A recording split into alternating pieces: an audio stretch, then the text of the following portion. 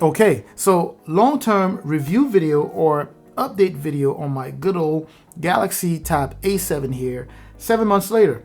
Let's see how it's been holding up. So the good thing about this review video is that this tablet actually has been through a couple of hands, right? So I bought it sometime last year when it was released, so beginning of October, I don't remember. Used it for a little while, then I had a family member borrow it and use it, and then I came back into my possession, and then I've been using it again for at least the past 2 months. So I kind of have a good idea of what it's been through, and I'm well placed to tell you how it's doing so far. So let's go ahead and start off with how it's been holding up physically or cosmetically first. Now, as you may know already, this is a budget tablet, but it doesn't feel particularly cheap or anything. It's actually pretty well built. It's been well taken care of, so it's been holding up very, very well in that aspect, especially because, you know, it's been in a case. I still like the new and improved design that Samsung brought to the A7 lineup here. So mostly metallic on the back, pretty smooth to the touch, loaded with a headphone jack here, a USB Type-C, and a quad speaker setup that just get crazy loud. Now, believe it or not, it's still one of my favorite things about this tablet. It's just how loud it can get. Now, granted, these were not tuned by AKG, but they really are loud and they sound pretty good. It's also been nice using this tablet to watch YouTube videos, movies, and things like that. And the fact that you have that headphone jack available for a quick plug-in of some wired headphones or anything like that really make it even more functional. And the wide display that you see here, standing at 10.4 inches, has a resolution of 1200 by 2000, and it truly makes entertainment very, very enjoyable for both gaming and movies. You know, as long as the movies that you're watching are being streamed, you know, the streaming service is streaming very good quality movies, you'll be able to enjoy them here. Or the quality of the movie that you have on your SD card, the quality of the movies that you have on your micro SD card are good quality, you'll be able to enjoy that on here. And speaking of that micro SD card, still have that same problem, which just, it really irks me, right? So you still cannot move your apps from your tablet to the micro SD card. You know, Samsung really messed up with that, because you're able to do that with the S6 Lite, right? When the S6 Lite was on One UI 2.5, I think it was, you were able to do that.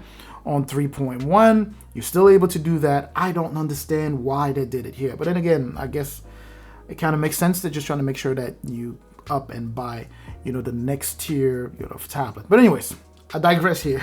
I don't want to turn this into a rant. Now let's go ahead and talk specs and performance, or how it's been performing over the past, 7 months here. And before we do so, if this is your first time visiting the channel, of course, welcome here. If you do like the content so far, I truly appreciate that. Now please do me a huge favor and hit both the like and the subscribe button there. It's a huge boost to this channel. Again, I truly appreciate that. Now let's go ahead and jump back to specs here. And I know some of you may be familiar with the specs already, but for those of you not familiar with the specs, here's just a very quick rundown of what we are looking at here. This is the base unit, so obviously we are still looking for the rollout of the new Android to hit this tablet, meaning that right now it is still loaded with the original Android 10 software with One UI 2.5 sitting on it. It's running a Snapdragon 662 and is also loaded with 3 gigs of RAM. And so far it's been good at handling light multitasking at an actual decent speed. I encountered some lags or some stutters every now and then when doing heavy work, but then again,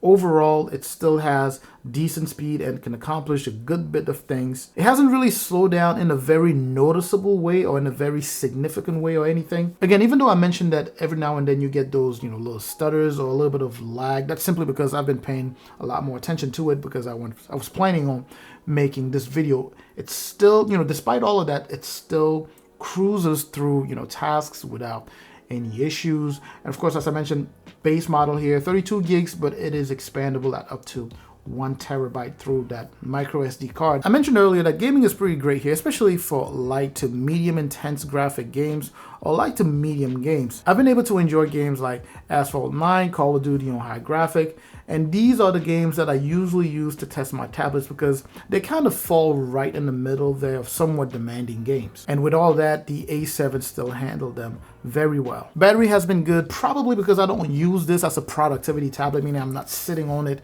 all day doing just heavy work. So light to medium tasks, You do that, you use this for light to medium tasks, you'll be just fine. You end up the day with still a ton of battery left, like I've been ending the day with a lot of battery left. Now, with all this being said, it's also going to depend, like I would say, or anyone would say, it's going to depend on the type of task that you're working on. That being said, according to Samsung, you can get up to 10 hours of video playback. I personally haven't done that, or haven't tried to do it, but battery life is pretty good in a way where I have no doubt that you can do it if you tried. Another question that has come up on this tablet in some of my other videos is, does this tablet support a Samsung S Pen? And the answer is simply no, it does not. It will, however, support a capacitive pen or pencil, just since it pretty much acts as your finger, but it will not unlock any of the S Pen extra features that you normally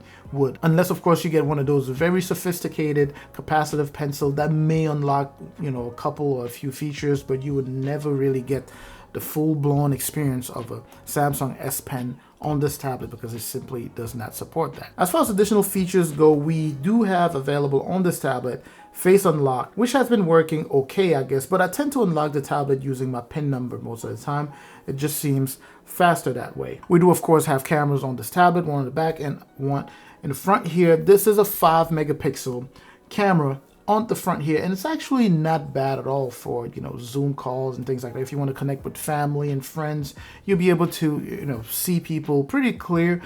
Don't expect it to be a super high-end camera, but it's pretty much the same thing you would expect from the Tab S6 Lite. So you're able to do like your video calls without any issues. On the back here, you have an 8 megapixel camera. Again, it does take some pretty decent pictures and pretty decent video. So in summary, here's my take after 7 months of using this tablet here. I think it's been following kind of the normal course of things, as you would expect. It's a well-built tablet made by Samsung, so you would expect some level of standard, right? It's been pretty well maintained, as I mentioned, so mostly used for light to medium stuff, and it's handled that very, very well, and I anticipate that it's going to last a little while. Now, if you are in the market for a tablet like this one, a budget tablet, this is definitely a nice pickup, but you should make sure to evaluate the other choices that you currently have.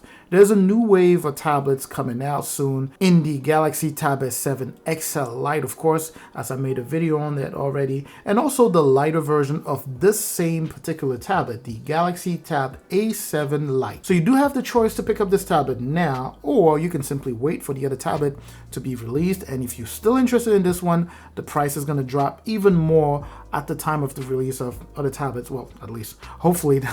If the price drops even more, you can still go ahead and pick up this one, or you can pick up one of the new ones with the new features, or even go for something like the Galaxy Tab S6 Lite, which actually comes with an S Pen, and which the price is likely to drop even more when the other two come out. Now, with all of this being said, if you still do find yourself buying this tablet, definitely not a problem there. Whether you buy it or if it's gifted to you, it's still a very, very good tablet. It's a newer tablet, decent processor there, decent performance, for a budget price that it is there. So it's still a good tablet there. Anyways, this is all I had for you here in terms of updates on the Galaxy Tab A7 here. Please don't forget to like this video. Make sure to share if you know someone who would be, if you know anyone who will be interested in watching this video. Make sure to comment. I'm going to catch you in the comment section like I always do. I'm also going to catch you in the next video. Make sure to subscribe if you haven't done so already. I know I said that already, but if you haven't done so, make sure to go ahead and subscribe there. I'm going to catch you in the next video, and up until that next video, stay safe out there.